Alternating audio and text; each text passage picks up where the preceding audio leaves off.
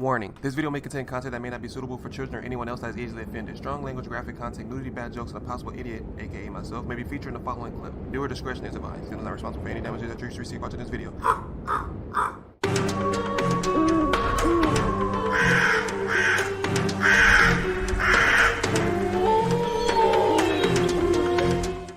Hey, what's up, guys? Zems, and welcome to Top 3 Photos with Disturbing Backstories Part 16. This video is by Mrballen, so if you haven't already, be sure to swoop down to the description box, click on that link, and go watch the video in its entirety. Will mind me pausing and stopping through the whole thing. Why you always pausing and talking through the video?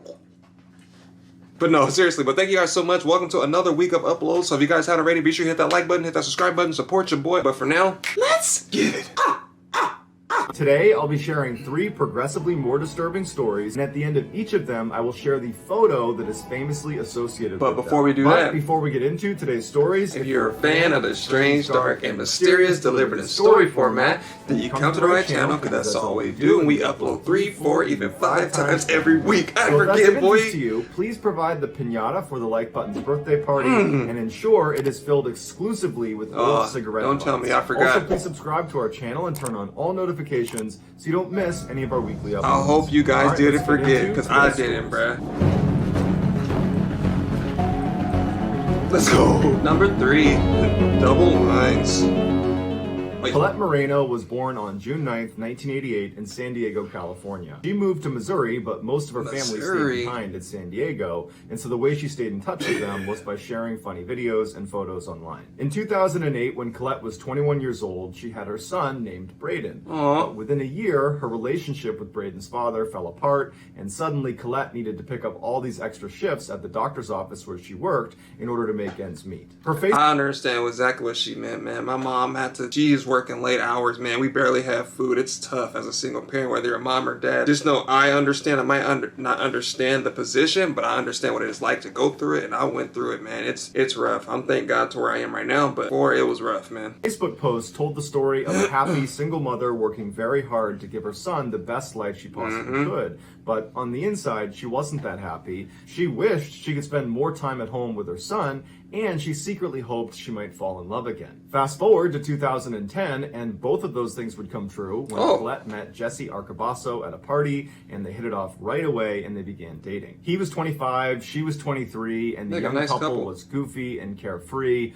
One year for Halloween, they dressed up as Jack and Sally from The Nightmare Before Christmas, and they regularly sent each other Snapchat photos of the weirdest faces they could make. After 3 years together, Jesse and Colette stopped by a mall caricature artist, and when the artist was done and showed the picture to the couple, Colette gasped. It was a picture of a cartoonish Jesse down on one knee, holding out a diamond ring with the words, "Will you marry me?" over the top. Colette, of course, said yes, and they set the date for July 26, 2014, That's cute. and decided to marry in Jamaica. Over the course of the next year, Colette's Facebook feed would fill with silly engagement photos and shots of the family-to-be. One picture showed Braden jumping on the couple's backs in their living room, another showed Jesse lifting Braden up so he could put the star at the top of the Christmas tree, and still another showed Colette leaping into Jesse's arms in a big field. A month— Red flags. I know you guys are like, what? Red flags? It's so happy. Everybody's doing it. That's the red flag. If you start seeing too many happy pictures and it's like, oh, we're doing great, nothing's happening, you gotta kind of ask yourself, is it really? There's no such thing as a perfect couple. All couples have their flaws and stuff, but when you start seeing it like it looks kind of looking too perfect, then you should start to worry or just check in. A lot of people are good at smiling and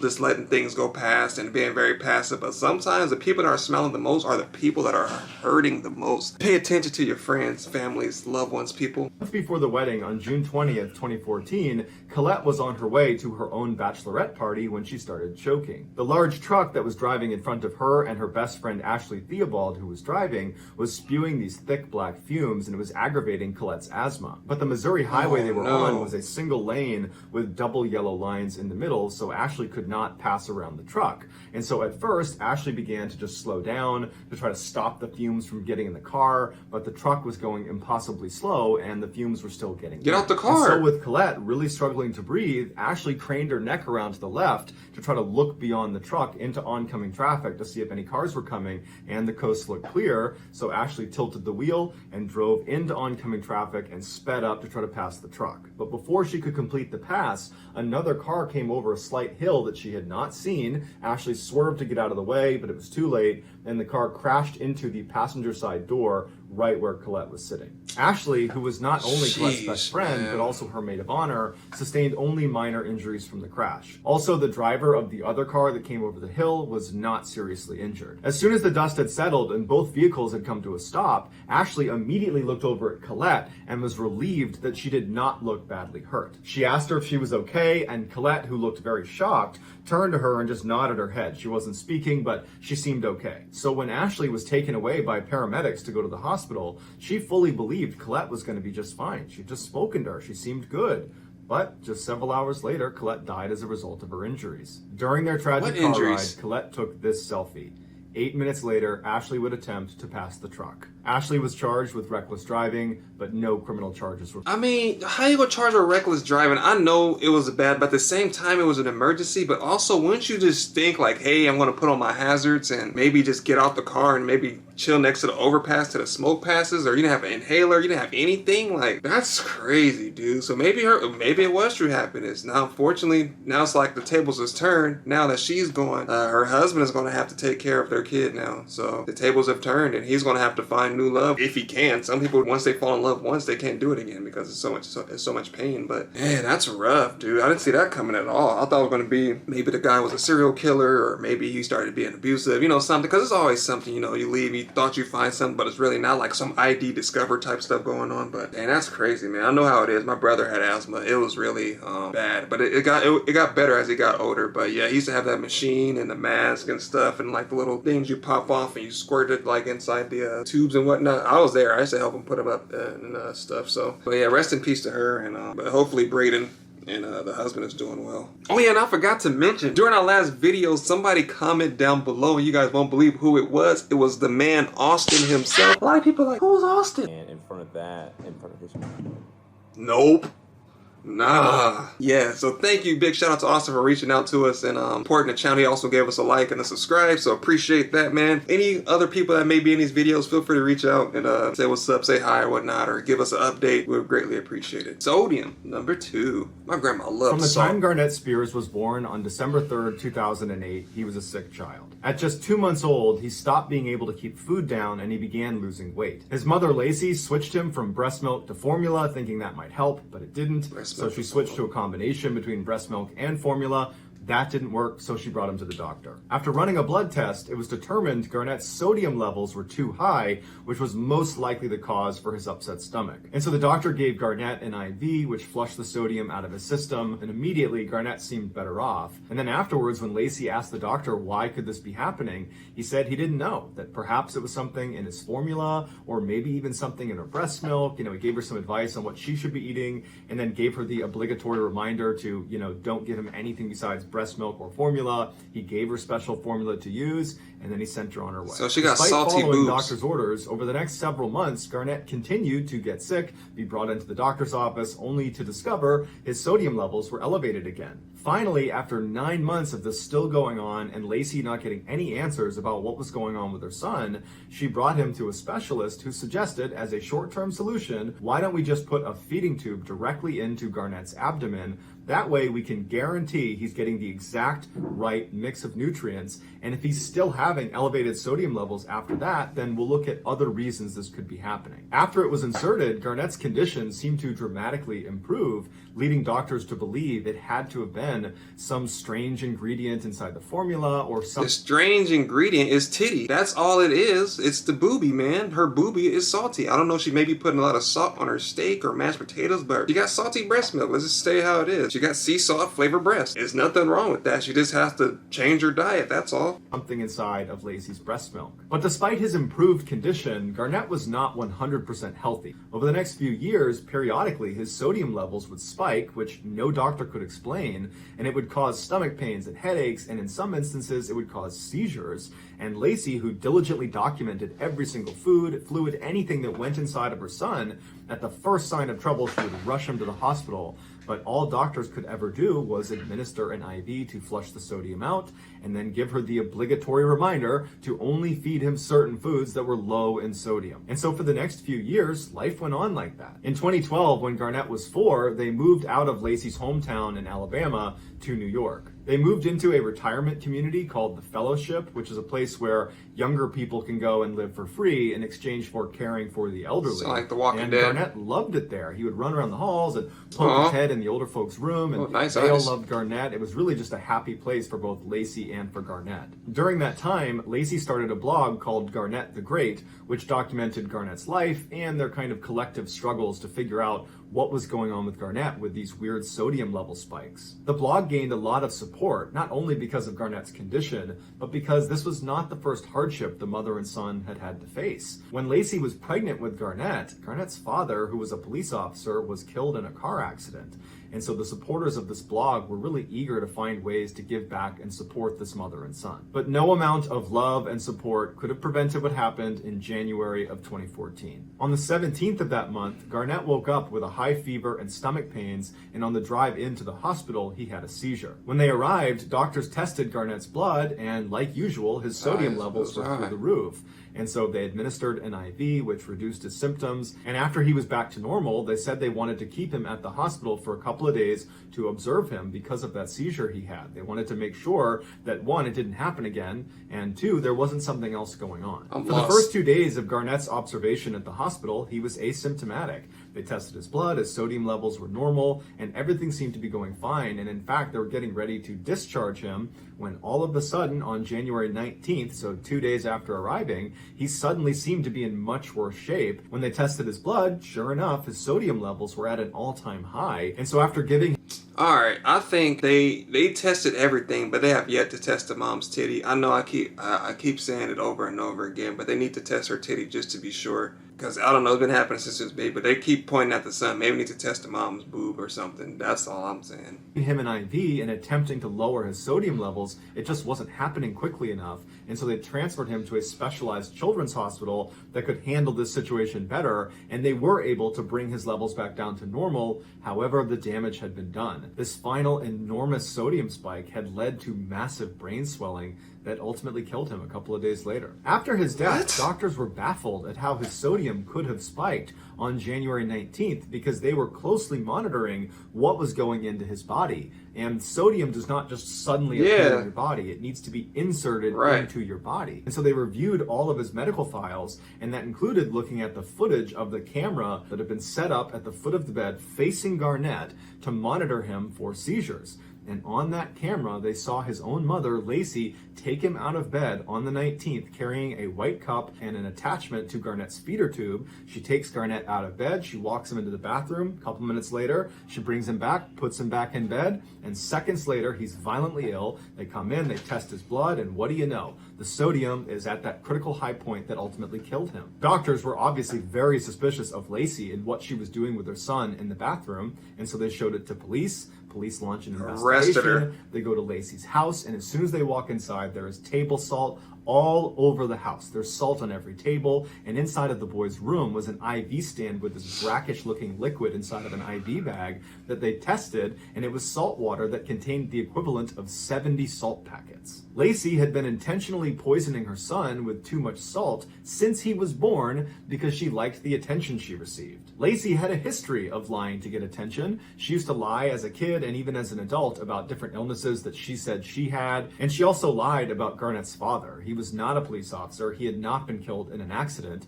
He was just a former friend that she refused to let see Garnett. During Garnett's final hospital stay, after doctors informed Lacey that her son's brain had swollen so much it was unlikely he would survive, all caused by Lacey, she posted this picture to Facebook.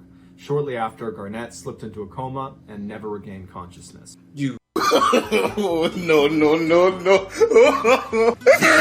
Big chin, ugly, oh my god. Hold him. This should have checked them off. Why did anybody else think that was suspicious, man? Like, doctors can't figure it out, but that whole time she was just sneaking in and doing that. Nobody seen her? Nobody suspected her. She did it because she liked the attention she was getting. Just look at her. He doesn't even know. He's just drinking it because it's his mom. He does not know that's what's making him sick. He trusts her so much. that he didn't even think twice about it. I knew it. Dang, it wasn't the titty, but it was the whole cow, unfortunately. So it was just her, right? I hope they throw her under the prison. I hope they lift up the prison and just give her like a little section and then slam it back down on top of her. And she just eat whatever crawls out of the dirt on the bottom of it. Whether it's worms, ladybugs, beetles, whatever it is, that's her dinner, man. Poisoning them just for attention. It's not that serious. I would never do something like that, no matter how much money, no matter how much fame. How could you do that to your own self? You're looking at your own self, a part of you. How could you do something like that? That's crazy, man. Just evil. And she's smiling like, yeah, I'm killing them softly. And he's like, oh, yeah, I'm going to recover. Little does he know, his mom is killing him. He was 6 years old. Lacey was sentenced to 20 years to life in prison. Just kill. Why do people do that, bro? 20 years to life. Just kill them. You just taking up space in jail. Would you just want to let them live the rest of their life out? Get rid of them. Make space for other people that just have 10 years, 5 years. That's why prison systems are overcrowded. Get rid of people that have life. They're going to die anyway. Jesus. Number 1, Sing Sing. That's Between crazy, 1890 dude. and 1963, 695 people were executed in the state of New York. 614 of those executions were carried out via electric chair in one of the most infamous maximum security prisons in the world called Sing Sing. Sing Sing has long held an almost mythological place in American culture. Many books have been written about the prison and many movies have been set there. Among the notorious people who were put to death there was the serial killer David Berkowitz, better known as the Son of Sam. Who killed 6 people and injured another 10. The boss of the infamous Brooklyn gang called Murder Inc., which was responsible for over 20 murders. And the so-called Lonely Hearts Killers, which was Martha Beck and Raymond Fernandez, who during the 1940s and 50s used newspaper ads to lure up to 20 lonely women to their death. But today's story is not about a famous condemned inmate. It's about a famous picture of one. And that's exactly why I don't read. No, I'm just playing. That's good to read. Make sure you guys read. In the late 1800s, Arthur Mayhew killed a shopkeeper during a botched robbery. His accomplice turned him in order to receive a lesser sentence for himself. Sounds about right. Convicted and condemned, Mayhew found himself awaiting execution for a year inside of the Sing Sing death house. In that time, 3 people were executed. Given the layout of the Sing Sing death house, Mayhew would not have seen these 3 executions, but he would have heard them. Radiating out from the death chamber were 6 cells known as the dance hall. This is where the next 6 people scheduled to die waited their turn. These cells were only separated from the death chamber by a thin wall and a small door, neither of which were soundproof. During executions, white sheets were draped over the 5 cells in the dance hall that still contained occupants. From behind these sheets, prisoners could hear the guards come down the hall, open up the door of that 6th cell of the person who's going to be executed. They could hear them being removed from their cell, walk down the hall. They'd hear the death chamber door open and then shut. They would hear the prisoner's last words, if they had any, and then they would hear the clunk of the switch being thrown and then the hum of electricity as it surged. Many times, the executions did not go smoothly, causing the condemned to yell out in agony and pain as the switch is flipped over and over and over again. And as a final torture, the prisoners in the dance hall would hear the sound of the autopsy being performed. New York state law mandated an autopsy be completed immediately after execution. There were rumors floating around the prison that the electric chair didn't always kill the prisoner, that in fact they were just stunned by the time they got to the autopsy table. One doctor's autopsy report in 1951 said he believed the reason autopsies were done right after the execution was not to determine cause of death. It was to ensure they were dead. Because of their proximity to this macabre process, prisoners in the dance hall oftentimes lost their mind waiting to be executed. I bet. Can you imagine? Like, you're number 6, and then you're going, and then you're like, dang, tomorrow might be my day. I might be going right after them. Like, you don't know, man. But then you got to feel for the people that probably didn't do it and got executed. So, I mean, I know Ted Bundy got it, right? Didn't Ted Bundy get the electric chair? But he was looking like a boiled egg after they was done with him. But I think it was another case where the guy had got the lethal injection. He was like, oh, you can't kill me, but they found out the straps were too tight, so it wasn't getting proper blood flowing through to his veins. So when they loosened it, then he ended up dying after that. But if you just came to terms with it, like, oh, I'm going to die anyway, I hope it starts on the first try, because I don't want to keep getting electrocuted over and over and over again. And if you didn't die there, you're going to die on I forgot, the table where they do the surgery for you afterwards. I forgot what they call it. March 12th, 1897, Arthur Mayhew's weight was up. He woke up at 7:30 that morning after 5 hours of undisturbed sleep. He was going to be second to die that day. When the guard showed up to bring him breakfast, Mayhew apparently looked nervous, and he asked the guard, "What's the weather like outside?" And the guard told him it was raining, to which Mayhew said, "Man, that's too bad." Initially, Mayhew refused food, but then later called the guard back over and asked if he could have eggs and coffee. After breakfast, Mayhew's wife and brother showed up, and they visited with him until shortly before 10:30, when unexpectedly, the guy who was supposed to be executed ahead of Mayhew was informed his sentence had been commuted. And so in full view of Mayhew, this guy is crying tears of joy, he's gonna live, and he gets transferred back to general population. And so because that guy's execution was no longer happening, they decided to bump Mayhew's execution up to right then and there. And so they went to his cell, they opened the door, and they told Mayhew's wife and brother it was time for them to leave. As they were walking out, Mayhew was pleading with them to believe him that he was innocent, but neither of them believed him. They knew he was guilty. The guards shut Mayhew's cell and told him he had 45 minutes left. And so while Mayhew kneeled inside of his cell praying loudly, the executioner right across the hall prepped the electric chair. At 11:10 a.m., Mayhew watched the guards as they pinned white sheets in front of the other 5 cells. And then at 11:15, they came to his door, they opened it up, and they said, "It's time." They walked Mayhew over to the death chamber door, they opened it up, and as soon as Mayhew saw the electric chair for the first time, he panicked and he tried to run away, but there was 5 men that grabbed him and pulled him into the death chamber, and as he's screaming for mercy, they dragged him over to the chair, forced him down, and began putting on his restraints. Initially, when Arthur sat down, he was viciously fighting and trying to get the men off of him, but as they were nearing the end of getting all of his restraints on, he suddenly just went limp, and he had this look of complete resignation on his face. He knew it was over. In the barely 60-second long window of time when the final restraint was placed at 11:16 and when he was pronounced dead at 11:17, a photographer walked out in front of Arthur Mayhew and took this picture. Mayhew's final words were, "Jesus, have mercy on," and his words were cut off by the death-dealing electrical current. So that's going to do it, guys. If you found the secret in today's episode, let us know in the comments what it is and where you found it, so give us the timestamp, and if you're the first to do that, we'll pin you at the top of the comments section. If you enjoyed today's video and you haven't done this already, please provide the piñata for the like button's birthday party, but ensure it's exclusively filled with old cigarette butts. Also, please subscribe to our channel and turn on all notifications so you don't miss any of our weekly 3, 4, even 5 video uploads. Every week. If you want to get in touch with me, you can direct message me on Instagram or on Twitter. My username for both platforms is the same. It's JohnBallen416. I also have a ton of content over on TikTok where my username is Mrballen. If you have a story suggestion, please submit it to our subreddit just called Mrballen. It's linked in the description below. So whether I see you on Twitter, Instagram, TikTok, Reddit, YouTube, or some combination, just know that I really appreciate your support. And until next time, that's going to do it.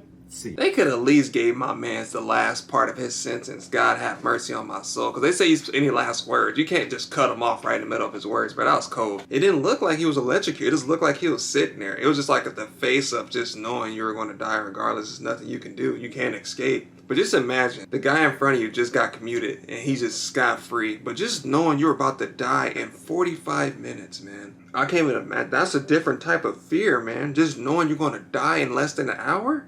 And that mom, dude, that one still messed me up. I think those last 2 was like something serious. The first one's kind of like, dang, that's sad. But the second 2, that was just twisted. Especially the mom. Like, how all them doctors, all those specialists didn't see her do that? Like, you would have thought they would have investigated the mom. Like, if there's no real way of determining why his sodium level is high, look at the mom. I thought it was the titty at first, but it wasn't. It was the whole cow. Man, that's some crazy stuff, man. But if you guys enjoy, man, make sure to hit that like button, hit that subscribe button, head over to his channel by clicking the link down in the description and watch the video in its entirety while we pause and stop and do the whole thing. What did you learn from today's video? Let me know down in the comment section. And what did you guys think about the second and third story? I would like to see or read your guys' opinions on that. But again, thank you guys for watching, and I'll see you guys next time.